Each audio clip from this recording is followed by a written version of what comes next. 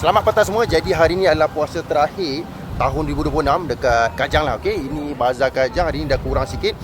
Jadi tak apa. Jadi sekarang ni aku tunjuk pada korang macam mana hasil pada S26 Ultra ni nak gunakan lock light. Okey, katanya menarik setting ni. iPhone pun macam kurang dekat benda ni. Jom aku tunjukkan. Jadi hari ni aku gunakan Samsung S26 Ultra berwarna violet. Okey, aku beritahu awal lah, takut nanti korang ingat abang ni rekod guna phone lain ke? Okey, jom kita tengok sama-sama. Disebabkan hari ni pun dah puasa terakhir, nampak tak? Geng-geng lemang pun dah start. Nampak tu? Baik kan? Okay, aku cuba zoom sikit. Inilah dia. Zoom menggunakan Samsung S26 Ultra. Zoom in, zoom out. Okay? Macam kau tengok. Ni aku akan masukkanlah warna light kejap lagi. Ni aku tengah record lock. Warna dia memang masih lagi tawar. Tapi aku rasa sekarang ni visual dia dah cantik dah sebenarnya. Betul tak? Lemang pun ada juga. Okay? Tu. Lemang sekali dengan kuah rendang. Rendang daging kot.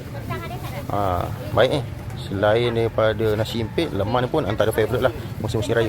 Kepada yang belum pernah cuba, ni dia roti goreng. Baik roti ni akan digoreng. Okay, nampak tak? Digoreng dengan panas-panas kan. Sedap dekat dalam dia ada ayam, ada daging. Okay, kita zoom lagi. Memang aku suka zoom. Aku tunjuk korang macam mana bila dia zoom in.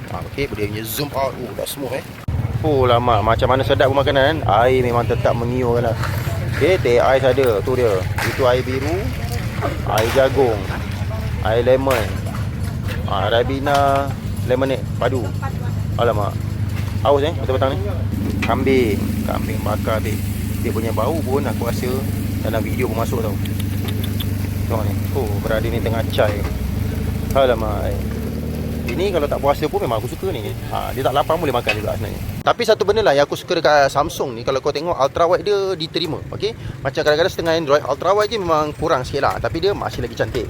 Jadi itu sajalah sedikit video daripada aku menggunakan Samsung S26 Ultra. Yang last ni aku gunakan selfie pula lah. Tapi selfie pun tetaplah menggunakan lock. Okey, lock dan masukkan color light juga. Jadi boleh katakan fully aku gunakan video ni, video yang ringkas ni menggunakan S26 Ultra, gunakan bahagian lock. Apa pendapat korang? Dengan stabilizer dia yang sekarang ni kan, dia punya zoom tadi, zoom out. Baik beli tak Samsung kali ni?